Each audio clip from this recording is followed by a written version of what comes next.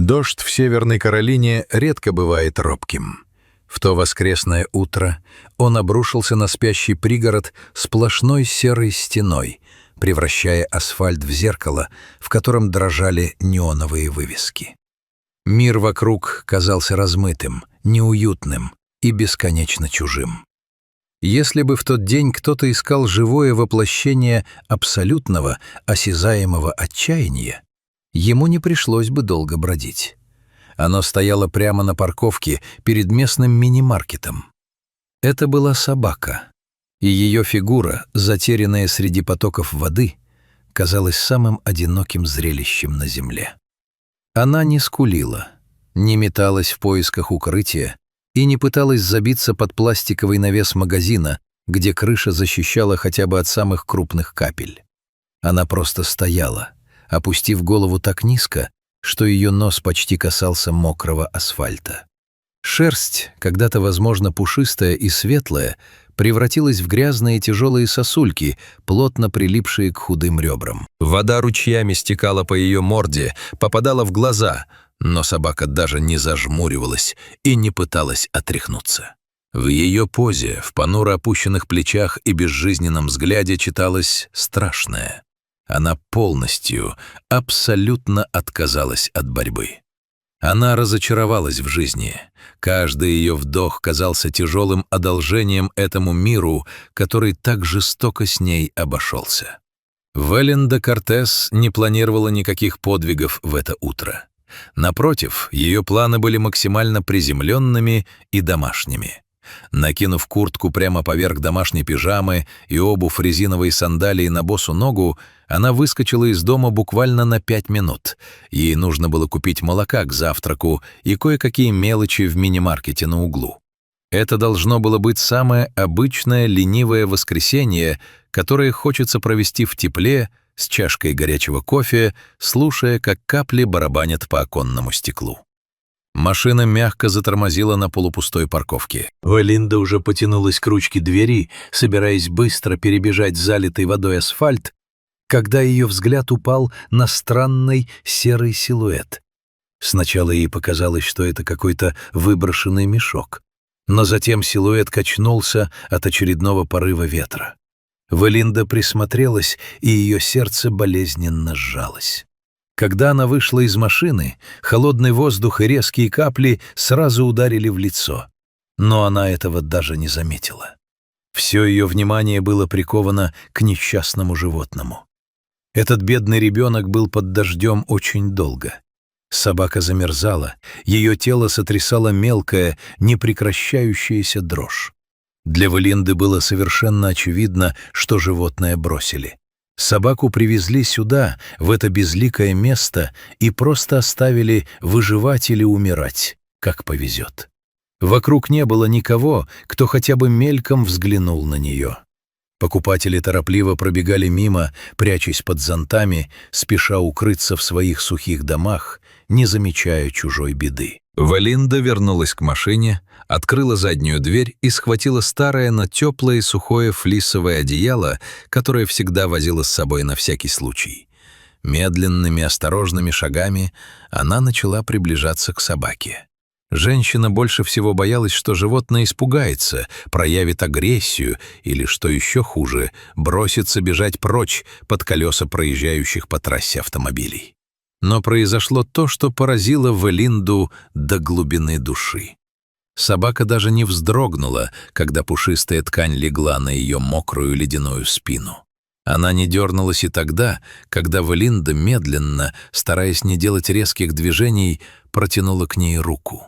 Собаке было все равно. В ее сознании, сломленном предательством, человек больше не ассоциировался с опасностью или спасением. Человек стал для нее чем-то безразличным, частью того холодного ландшафта, который ее окружал.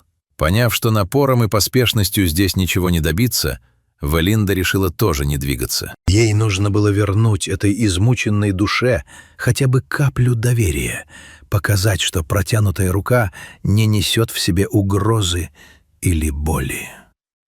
Велинда опустилась на корточки прямо на мокрый асфальт. невзирая на то, что ее пижама мгновенно пропиталась грязной водой, а сандалии полностью скрылись в луже. Она оставалась на парковке с дрожащей собакой больше часа. Дождь продолжал лить, крупные капли стучали по куртке Велинды, скатывались по ее лицу, смешиваясь со слезами, которые она уже не могла сдерживать. Женщина тихо, монотонно и ласково разговаривала с собакой. Она рассказывала ей, что все плохое уже позади, что никто больше ее не обидит, что она хорошая и заслуживает тепла. Собака слушала этот мягкий человеческий голос, который постепенно пробивался сквозь шум стихии. Время словно остановилось на этой парковке в Северной Каролине. Прошел час, прежде чем собака сделала свое первое мимолетное движение. Она едва заметно повернула голову в сторону Велинды. Это была крошечная, но такая важная победа. Барьер ледяного безразличия начал поддаваться. Когда собака, наконец, позволила рассмотреть себя поближе, у Велинды окончательно разрывалось сердце. Ее шерсть была не просто мокрой, она была спутана в огромные плотные колтуны, в которые забились грязь и мелкий мусор. Передняя лапа животного была глубоко порезана, рана воспалилась от постоянного контакта с грязной водой и выглядела ужасно. Но хуже всего были глаза собаки. Они были, очевидно, заражены. Веки опухли, из них сочился гной, который дождь смывал вниз по несчастной морде. Это зрелище могло вызвать у кого-то отвращение, но у Велинды оно вызвало лишь бесконечную, острую жалость. В тот момент она даже не думала о том, что будет делать дальше, как лечить это животное, где искать деньги и куда его везти. В ее голове была только одна четкая мысль. Она не оставит этот живой комок боли здесь, на съедение холоду. Понимая, что одной ей не справиться, ведь собака была довольно крупной, а ее раненая лапа требовала бережного обращения, Велинда достала телефон. Мокрыми пальцами она с трудом набрала номер своей близкой подруги Сью Месси. Сью была тем самым человеком, на которого можно было положиться в любой беде. Услышав сбивчивый, дрожащий голос Велинды и плач в трубке, Сью не задавала лишних вопросов. Она лишь спросила адрес мини-маркета и сказала, что выезжает. Месси добралась до места за 20 минут, которые показались Велинде вечностью. Вместе со Сью на парковку приехал и сотрудник местной службы контроля за животными, которого подруга успела вызвать по дороге. Втроем они окружили собаку. Сотрудник службы оказался опытным и очень чутким человеком.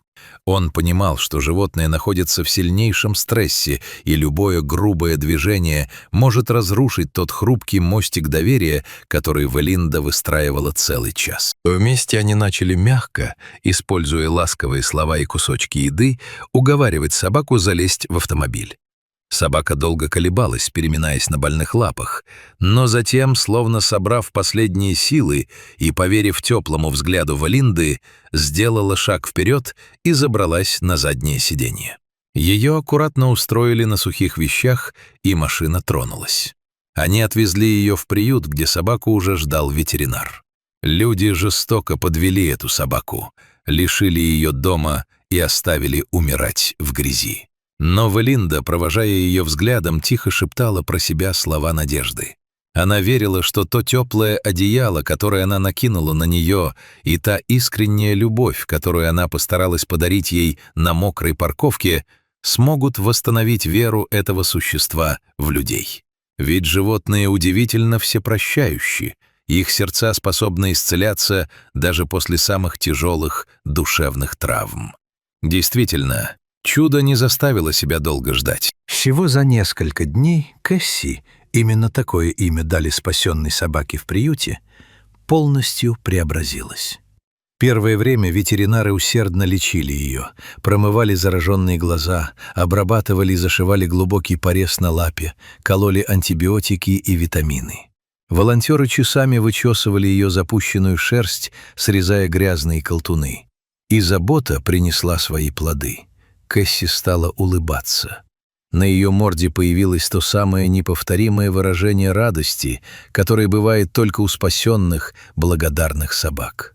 Глаза, которые еще недавно были полны гноя и смертной тоски, теперь сияли живым, любопытным блеском. И теперь Кэсси была похожа на совершенно другую собаку, здоровую, красивую и невероятно обаятельную. Сейчас Кэсси находится в безопасности, окруженная заботой сотрудников приюта, но она все еще ждет своего главного чуда. Теперь она ищет реальный дом и настоящую семью, которая больше никогда предательски не выставит ее за дверь. Она готова дарить свою верность и тепло тем, кто откроет для нее свое сердце. Валинда Кортес, вспоминая ту судьбоносную встречу, часто задает себе один и тот же вопрос, который заставляет содрогнуться. Что если бы я проигнорировала ее в то утро и просто уехала домой? Ответ на этот вопрос слишком страшен. Кэсси могла бы просто замерзнуть до смерти от переохлаждения, ведь дождь шел весь день. Она могла попасть под машину, бросаясь во все стороны от голода и страха, или погибнуть от инфекции, которая медленно съедала ее глаза. А ведь это на самом деле не так трудно. Проявить немного сострадания, остановиться, потратить свое время и найти приют для бездомного животного. Это требует так мало усилий от человека, но для животного это означает целую жизнь. Мы безгранично рады тому, что Кэсси была спасена, что в тот серый воскресный день любовь победила человеческую жестокость и равнодушие. Пусть эта история станет напоминанием для каждого из нас о том, что мир можно изменить к лучшему, если просто не проходить мимо чужой боли. Расскажите об этой удивительной истории своим друзьям, поделитесь теплом и вдохновите других на добрые поступки. Ведь где-то прямо сейчас, возможно, под таким же дождем, стоит еще один портрет отчаяния, ожидающий своего спасителя.